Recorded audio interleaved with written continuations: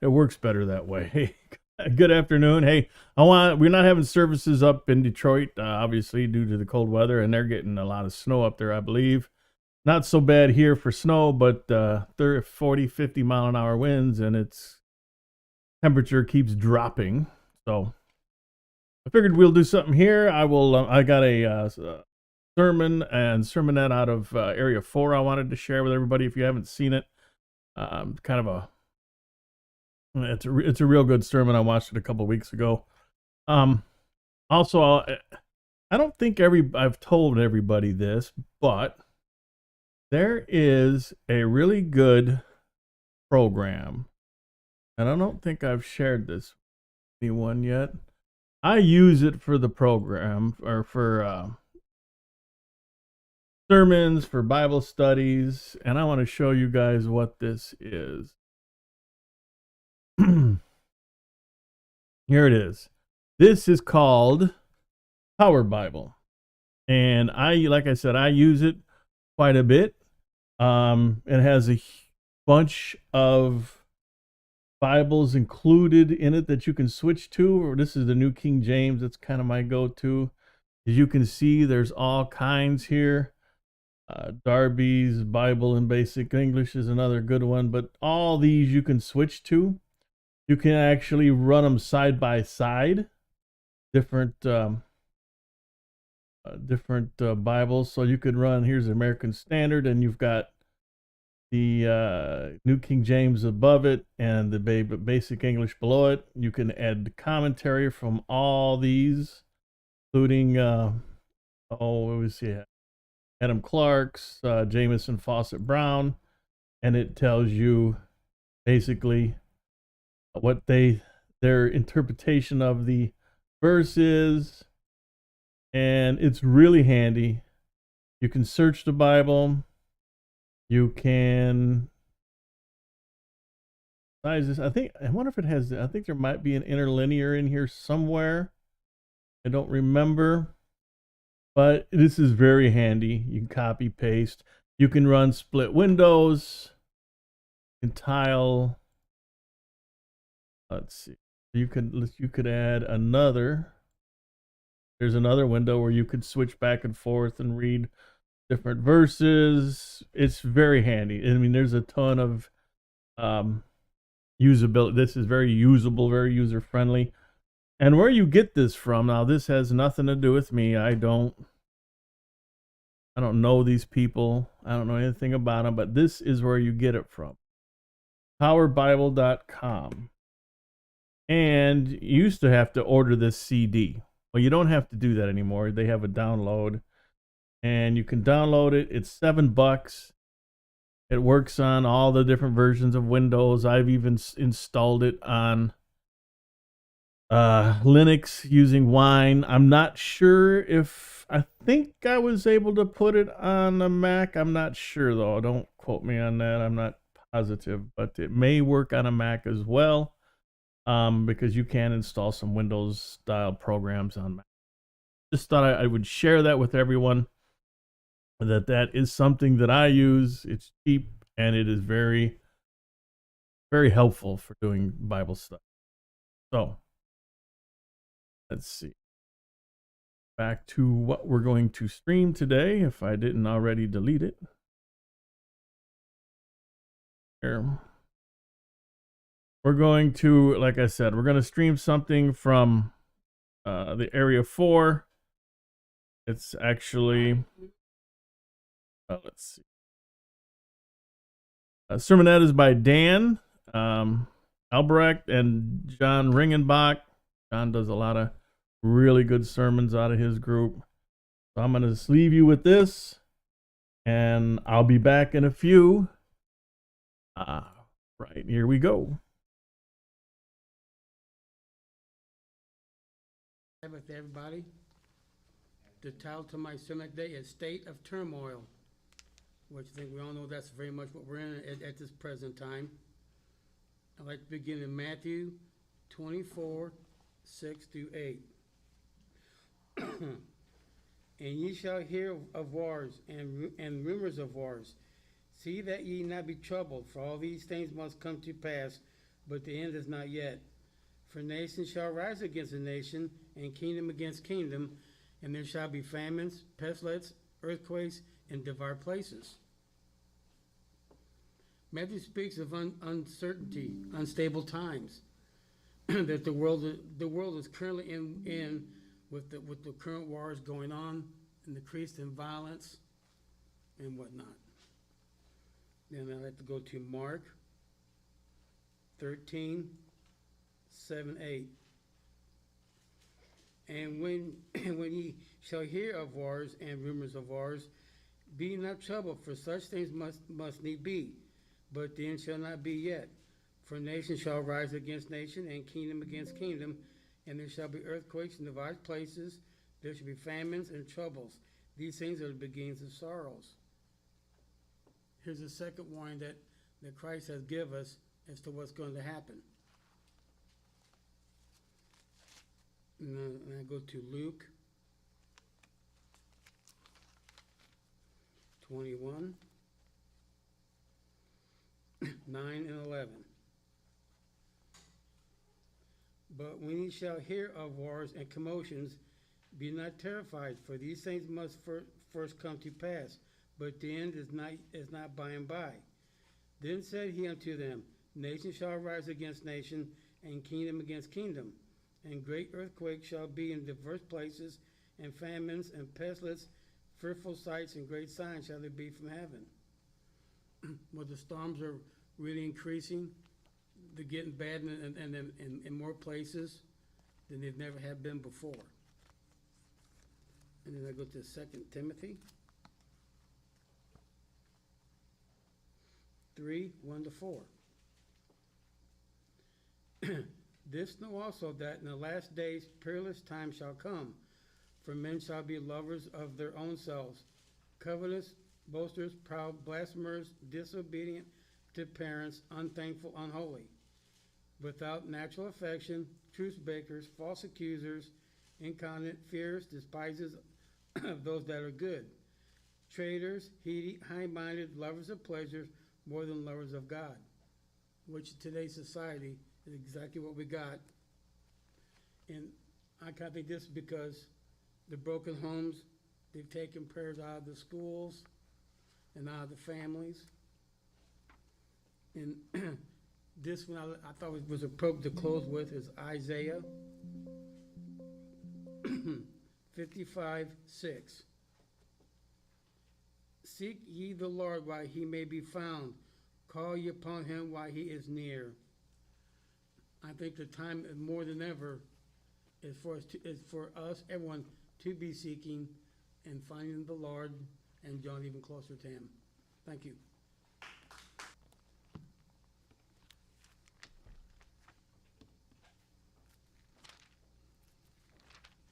Well, I think that we are all aware of what's been going on in the world if we are up to date on the news, in particular the war in Gaza.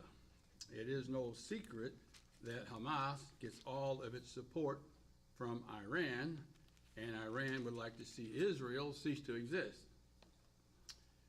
It is all based on hate, and hate can truly blind you from the truth and your own history. Iran is Persia, sits by the Persian Gulf, and anciently was the Medo-Persian Empire. Even today, Iran is trying to rebuild the Persian Empire by supporting proxies, as they're called, all over the Middle East. They fire rockets and missiles that are always missing their target, like the one that hit the hospital in Gaza, and of course was blamed on Israel. Well, what if one accidentally hit the Dome of the Rock or the mosque? What would happen then? Since they denied the facts, believed the lie, and jumped to the wrong conclusions and blame Israel. Some things are the same as the days of old. Iran was Persia, and Iraq was Chaldee or Babylon. Not that many years ago, if you remember, Iran and Iraq were at war with each other. They were lobbing missiles and whatnot back and forth across the river from each other and across the Gulf for something like 8 years. Iraq was feared because it was thought they had the bomb and weapons of mass destruction. But then we took out Saddam Hussein and everything has changed. If Saddam was still in power, there would be no nuclear Iran because it was held in check. But today things are different. Saddam actually thought he was going to be another Nebuchadnezzar and rebuild Babylon. He should have read Daniel. God sets up, God takes down. The lesson Nebuchadnezzar had to learn the hard way. We're going to begin in Daniel chapter 4.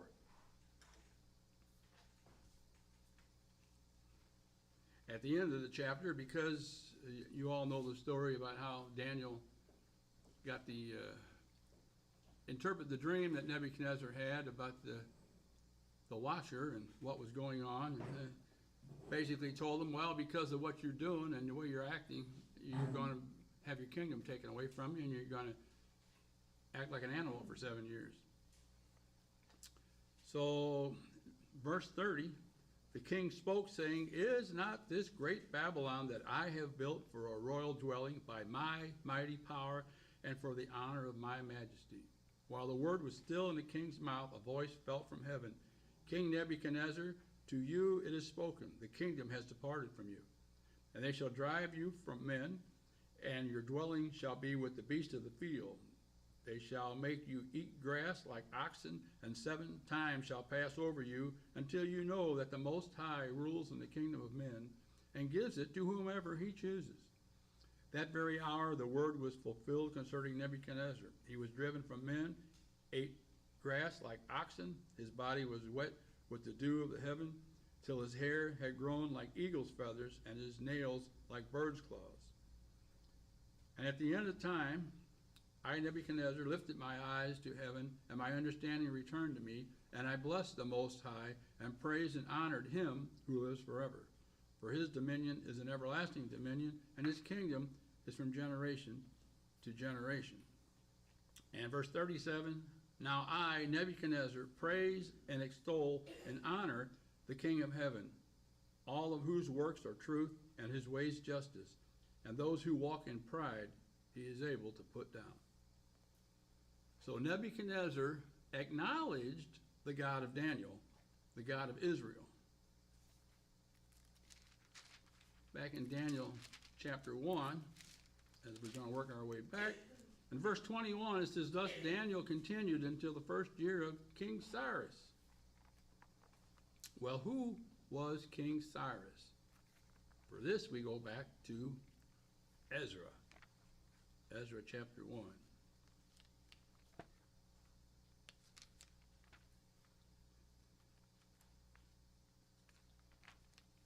Ezra chapter 1, verse 1. Now in the first year of Cyrus, king of Persia, that the word of the Lord by the mouth of Jeremiah might be fulfilled, the Lord stirred up the spirit of Cyrus, king of Persia, so that he made a proclamation throughout all his kingdom, and also put it in writing. King Cyrus made a proclamation in writing, so it's there somewhere. Thus says Cyrus, king of Persia, all the kingdoms of the earth the Lord God of heaven has given me, and he has commanded me to build him a house at Jerusalem, which is in Judah. He acknowledged the God of Israel, and if you understand the capital letters, he calls him by name, Yahweh Elohim, and says God has commanded him to build a temple to him in Jerusalem, in Judah, and he adds all the kingdoms of the earth, which was the Persian Empire, he received from Yahweh. Not just any God, but he says Yahweh of heaven. Verse 3. Who is among you of all his people? May his God be with him, and let him go up to Jerusalem, which is in Judah, and build the house of the Lord God of Israel. He is God, which is in Jerusalem. Again, with the capital letters, Cyrus is stating, Yahweh Elohim of Israel, he is God. It is written somewhere in Persia. Verse 7, he says, King Cyrus also brought out the articles of the house of the Lord, which Nebuchadnezzar had taken from Jerusalem and put in the temple of his gods. And Cyrus, king of Persia, brought them out by the hand of Mithridates, the treasurer, and counted them out to Sheshbazzar, the prince of Judah. So what we read is just the opposite of what it is today. If Iran followed their ancient kings, they would bless the Jewish people, offer to help them, and provide for the building of a temple in Jerusalem. Can you imagine the peace and prosperity there would be in the Middle East if that were to happen? Iran would be blessed by the God of Israel. Ezra, chapter 3.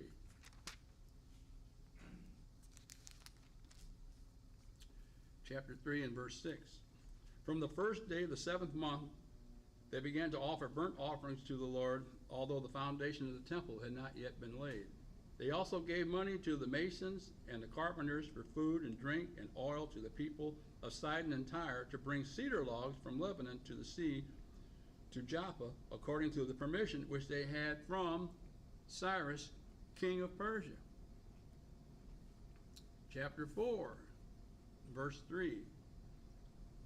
So now they're working on the temple. But Zerubbabel and Joshua and the rest of the heads of the fathers' houses of Israel said to them, You may do nothing with us to build a house for our God, but we alone will build the Lord God of Israel, as King Cyrus, the king of Persia, has commanded us. Then the people of the land tried to discourage the people of Judah. They troubled them in building and hired counselors against them to frustrate their purpose all the days of Cyrus, king of Persia, even until the reign of Darius, king of Persia. In the reign of Ahasuerus, in the beginning of his reign, they wrote an accusation against the inhabitants of Judah and Jerusalem. In the days of Artaxerxes also, Bislam, Merodach, Tabal, and the rest of their companions wrote to Artaxerxes, king of Persia, and the letter was written in Aramaic script and translated into the Aramaic language. So, 4 kings of Persia with written letters about the Jews. Verse 23. Now when the copy of King Artaxerxes' letter was read before Ram, Shimshai the scribe, and their companions, they went up in haste to Jerusalem against the Jews, and by force of arms made them cease. Thus the work of the house of God, which is at Jerusalem, ceased, and it was discontinued until the 2nd year of the reign of Darius, king of Persia.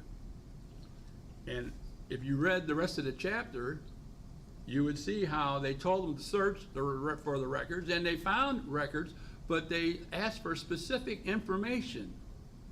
So what they did was they manipulated the law, and they used spin, just like they do today. They just twisted it and spun it to their own advantage. They didn't say, well, look for the letter and what Cyrus said about building. He says, look for the information about in days of old when these people and this nation and Jerusalem rebelled against kings and refused to pay taxes, and they said, well, yeah, we found that. And that's what they used. They didn't read the rest of it where Cyrus said, hey, let them build, let them go. So they used spin control all the way back then. Where was Bill O'Reilly? Ezra chapter 5, verse 1 says, Then the prophet Haggai and Zechariah, the son of Iddo, prophets, prophesied to the Jews who were in Judah and Jerusalem in the name of the God of Israel who was over them. So Zerubbabel, the son of Shealtiel, and Jeshua, the son of Josedek, rose up and began to build the house of God which is in Jerusalem, and the prophets of God were with them, helping them. So now they begin the work. Verse 7. So they sent a letter to him in which was written thus, To Darius the king, all peace.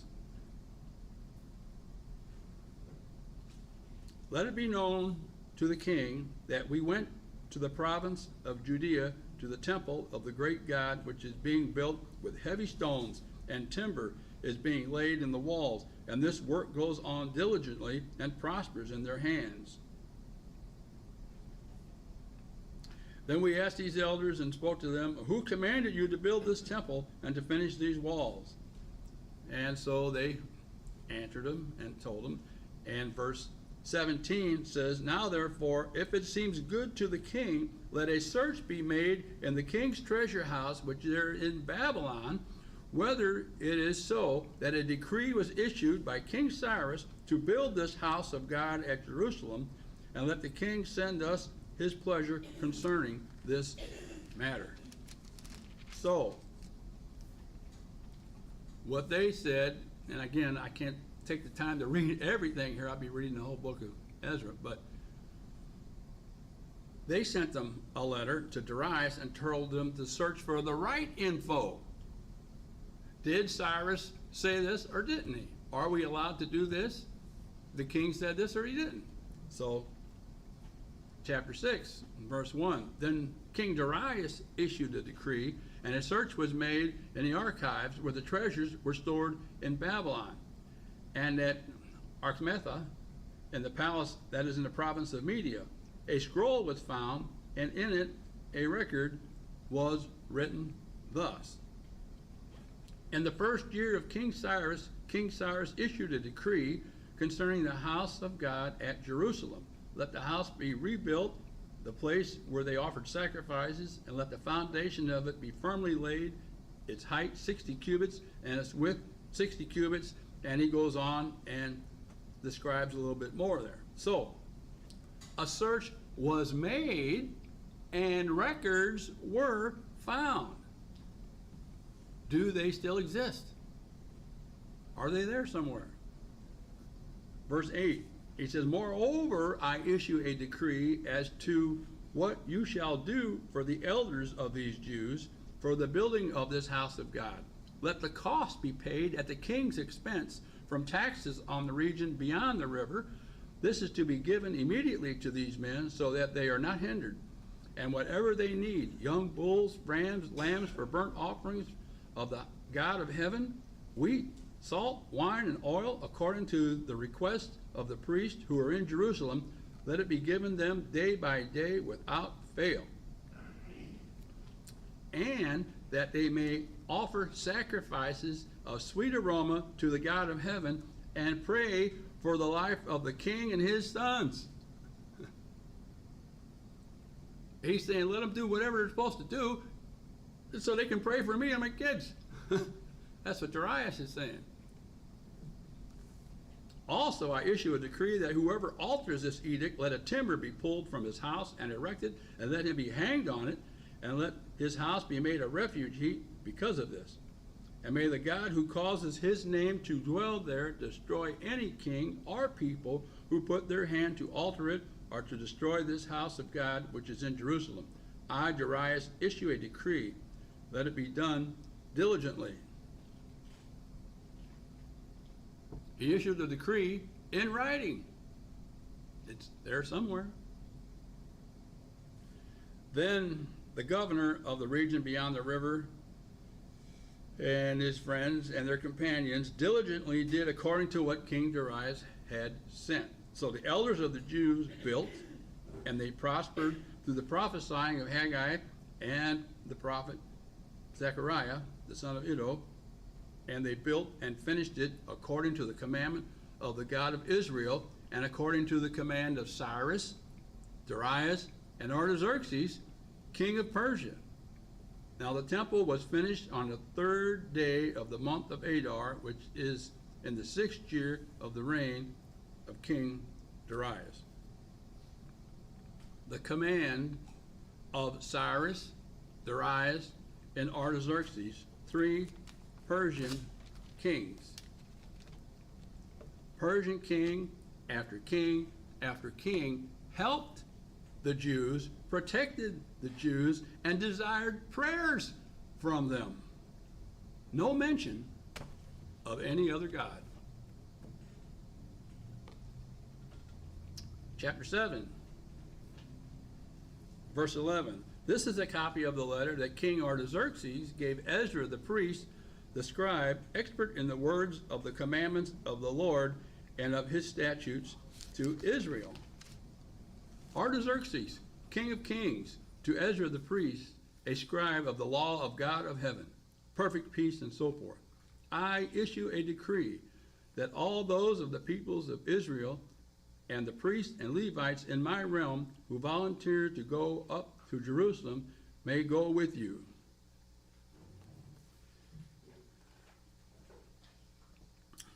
Verse 21. And I, even I, Artaxerxes the king, issue a decree to all the treasurers who are in the region beyond the river, that whatever Ezra the priest described of the law of God of heaven may require of you, let it be done diligently. And he goes on and tells them just what and how much. And all kings of Persia acknowledging the God of Israel and helping the Jews. A decree was issued. It's there somewhere. Now go over to Nehemiah.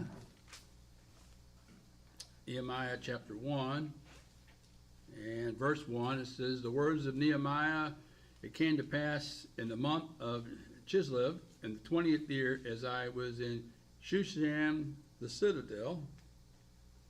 Nope. Chapter 2 and verse 1. Okay. And it came to pass in the month of Nisan, in the 20th year of King Artaxerxes, when wine was before him, that I took the wine and gave it to the king. Now I had never been sad in his presence before. So a communication took place. In verse 5, I said to the king, if it pleases the king, and if your servant has found favor in your sight, I ask that you send me to Judah, to the city of my father's tombs, that I may rebuild it. And of course, the king said, go. How long is it going to take you? I don't know. Well, and you know the story of Nehemiah. So I'm going to skip over to chapter 12 and verse 22. It says, he mentions during the reign of Darius the Persian, a record was kept of the Levites and the priests who had been heads of the fathers' houses. So again, he mentions Darius, Artaxerxes, and then in chapter 13 and verse 6, he says, but during all this I was not in Jerusalem, for in the 32nd year of Artaxerxes, king of Babylon, I had returned to the king. Then after certain days I obtained leave from the king and came again to Jerusalem. So again, here's Nehemiah talking about his interaction with Artaxerxes, the Persian king, who is letting him come and go and giving him what he needs to do so. So now we come over to Esther, chapter 1, verse 1. Now it came to pass in the days of Ahasuerus, this was Ahasuerus who reigned over the 127 provinces from India to Ethiopia.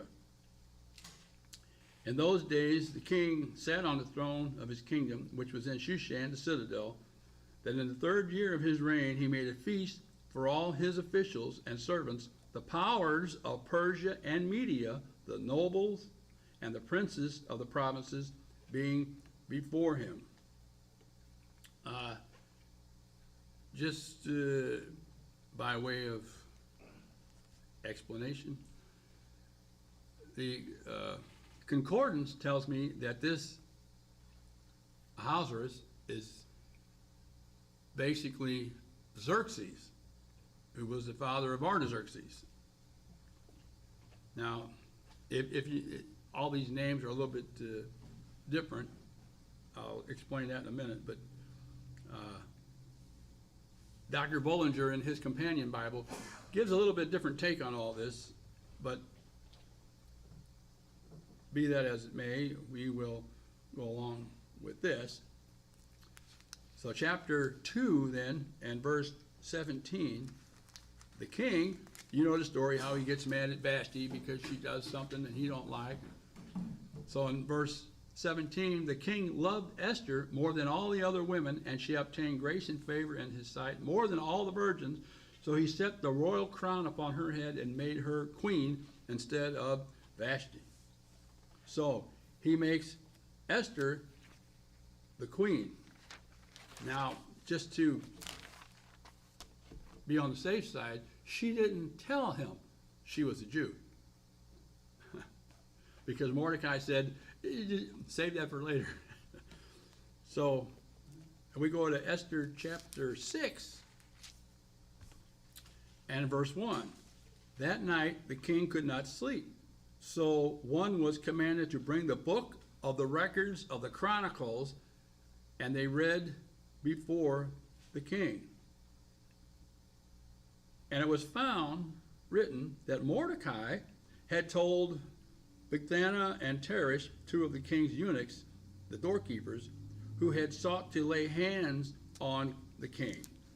Then the king said, "What honor or dignity has been bestowed on Mordecai for this?" And the king's servants who attended him said, "Nothing has been done for him." So he told them about a plot where they were going to try and kill the king. And he says, well, he looked, what did he do? He searched the records. He looked in the Chronicles, and he found this, and he says, hey, what was ever done for this guy? Well, nothing. Well, and again, to cut to the chase here in verse 10, then the king said to Haman, hurry, take the robe and the horse, as you have suggested, and do so for Mordecai the Jew, who sits within the king's gate. Leave nothing undone of that which you have spoken. So Haman took the robe and the horse, arrayed Mordecai, and led him on horseback through the city square, and proclaimed before him, thus shall it be done to the man whom the king delights to honor.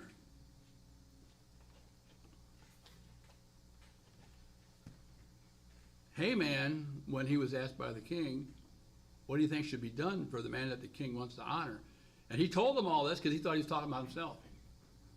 And he says, okay, do that exactly what you want to do. Do it to Mordecai. Oh, he couldn't stand it because he wanted to kill Mordecai.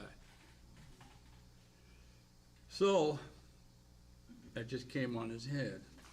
So the Persian king honors Mordecai the Jew. Then we go to chapter 10 of Esther. And King Ahasuerus, Xerxes, imposed tribute on the land and on the islands of the sea.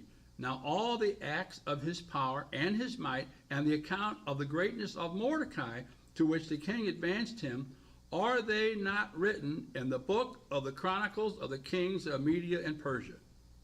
For Mordecai the Jew was second to the king, and was great among the Jews, and well received by the multitude of his brethren, seeking the good of his people and speaking peace to all his countrymen. Written in the books of Media and Persia. Where are all these records? Now think of this. If the Jews could preserve their records before, during, and after Jerusalem was destroyed, and the people taken captive to a foreign country, and yet be able to record everything that happened and preserve it to this day as we are standing here reading this. Why couldn't Persia and Babylon do the same? Are there records somewhere? Or did God only preserve the records of his people? According to the concordance and the commentary, Xerxes and Artaxerxes are the Greek forms of the Persian kings. So if you remember history, you had Babylon, then you had Persia, then you had Greece, and then Rome. So Xerxes and Artaxerxes are the Greek names of the Persian kings. The one we read here in Esther, Ahasuerus, is the Hebrew form of the same king. And the Persian name was Khashayarsham, if that's anywhere close. But it's spelled Khshayarsham.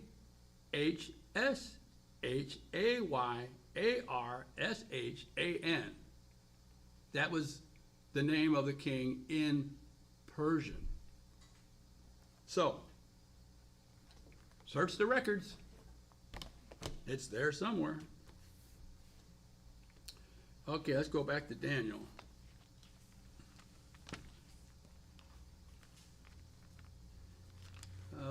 Daniel in chapter 1, verse 21, we read, "Thus Daniel continued until the first year of King Cyrus." And then chapter 5,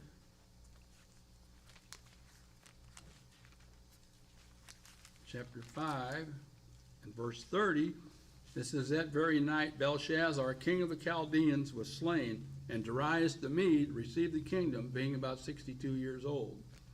It pleased Darius to set over the kingdom 120 satraps to be over the whole kingdom, and over these 3 governors, of whom Daniel was one, that the satraps might give account to them, so that the king would suffer no loss. Then this Daniel distinguished himself above the governors and satraps, because an excellent spirit was in him, and the king gave thought to setting him over the whole realm." So here's Mordecai, number 2 to the king, just like Joseph was number 2 to Pharaoh. So here's Daniel, and the Persian king is going to make him number 2, right behind him. And of course, the other ones, they couldn't handle that. So they did what they did, which is what everybody knows is the lie, and had Daniel end up in the lion's den. Verse 25, after all that was over and they threw the bad guys into the lion's den and they all got eaten, then King Darius wrote to all peoples, nations, and languages that dwell in all the earth, "Peace be multiplied to you. I make a decree that in every dominion of my kingdom men must tremble and fear before the God of Daniel. For he is the living God, and steadfast forever. His kingdom is the one which shall not be destroyed, and his dominion shall endure to the end. He delivers and rescues, and he works signs and wonders in heaven and on earth, who has delivered Daniel from the power of the lions." So this Daniel prospered in the reign of Darius and in the reign of Cyrus the Persian. What did Darius do? He wrote a decree. It's there somewhere. And of course in chapter 9 then, he says, "In the first year of Darius the son of Ahasuerus, in the lineage of the Medes, who was made king over the realm of the Chaldeans," and he goes on to talk about, in chapter 9, about the what he had read about Jeremiah, and it was time for them to all be released. And then in chapter 10 and verse 1, it says, "In the 3rd year of Cyrus, king of Persia, a message was revealed to Daniel, and it was for appointed time long, and he understood the message, and he had understanding of the vision." So he's, again, we're in Cyrus and in Darius. So the same kings, he's still in Persia. Persia's still in charge. And if you remember the story in verse 12, the angel, who we assume was Gabriel, said to me, "Do not fear, Daniel, for from the first day that you set your heart to understand and to humble yourself before your God, your words were heard, and I have come because of your words. But the prince of the kingdom of Persia withstood me 21 days. And behold, Michael, one of the chief princes, came to help me, for I had been left alone there with the kings of Persia." So, of course, this is talking about the warfare, spiritual warfare is going on behind the scenes that we don't see. So, what did he say? He says, as soon as Daniel started praying, if you remember that back in chapter 9, when he set his heart to pray, while he was still speaking and praying, which that whole, if you read it, it took like 3 minutes or so, Gabriel shows up. And he tells him everything that he wanted to know, and then he gave him the 70 weeks prophecy. Well, here the same thing happens. He starts praying, he says, and from that, as soon as you did that, I was sent, but I was stopped. And I had to do battle with this demon in charge of Persia for 3 weeks until Michael showed up to help me. Michael takes over. He goes on to Daniel to deliver the message. And verse 19, he said, "O man greatly beloved, fear not. Peace to you. Be strong, yes, be strong." So when he spoke to me, I was strengthened and said, "Let my Lord speak, for you have strengthened me." And thus he said, "Do you know why I have come to you? And now I must return to fight with the prince of Persia. And when I have gone forth, indeed the prince of Greece will come. But I tell you what is noted in the scripture of truth. No one upholds me against these except Michael, your prince." So after he delivered the message to Daniel, he had to go back and take over the fight with Michael, so Michael could go and do what he needed to do. And he goes on to say, also in the first year of Darius the Mede, even I stood up to confirm and strengthen him. So an angel from God stood up to strengthen the king of Medo-Persia, an angel from Israel's God. God has dealt with the kings of Babylon, Persia, Greece, and Rome as they would affect Israel. Verse 2, "And now I tell you the truth. Behold, 3 more kings will arise in Persia, and the 4th shall be far richer than them all. By his strength, through his riches, he shall stir up all against the realm of Greece." So, there was a time when Egypt was a world ruling empire, until a king arose who knew not Joseph and the God who saved Egypt. When God's people were oppressed, Egypt was destroyed. Babylon was a world ruling empire while God was working with Nebuchadnezzar. When God gave the kingdom to Medo-Persia and blessed them while they helped his people, the Jews. These people should search their histories, if they have any written records remaining, to see if they can find what Cyrus and Darius and Artaxerxes and Xerxes all wrote, Persian kings. God saw to it that the Jews preserved what was written 2,500 years ago. So where are their records? We'll go back one more time to Ezra chapter 1. Make a final point here.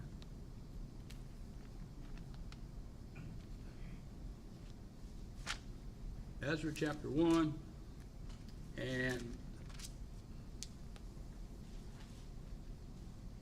verse 1 to 3 once again. "Now in the first year of Cyrus king of Persia, that the word of the Lord by the mouth of Jeremiah might be fulfilled, the Lord stirred up the spirit of Cyrus king of Persia, so that he made a proclamation throughout all his kingdom, and also put it in writing," which they found when they looked for it later. "Thus says Cyrus king of Persia, all the kingdoms of the earth the Lord God of heaven has given me, and he has commanded me to build him a house at Jerusalem, which is in Judah. Who is among you of all his people? May his God be with him, and let him go up to Jerusalem, which is in Judah, and build the house of the Lord God of Israel. He is God, which is in Jerusalem. So again, what did Cyrus write? King Cyrus wrote, Yahweh Elohim of Israel, he is God which is in Jerusalem. Israel's God, he is God. And then back to Daniel one more time in Daniel chapter 6.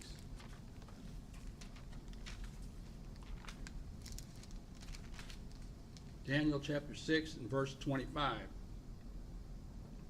Then King Darius wrote to all peoples, nations, and languages that dwell on all the earth, peace be multiplied to you.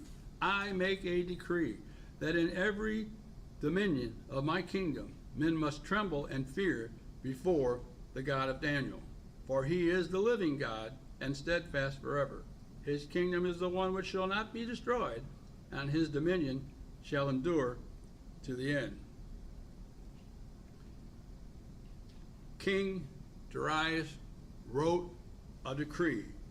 The God of Daniel, he is the living God. Who was their God? They were obeying Israel's God.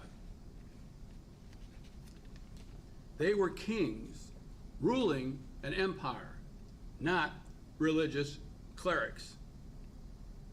And they recognized and paid obedience to the command of Israel's God and were blessed for it. Today's leaders should take a lesson from history, their history with the Jews, as they continue to do the opposite. A forgotten history is a terrible loss. Challenge yourself to get to know Abraham's God, the ancient God, the living God. Abraham, Isaac, and Israel's God, our God.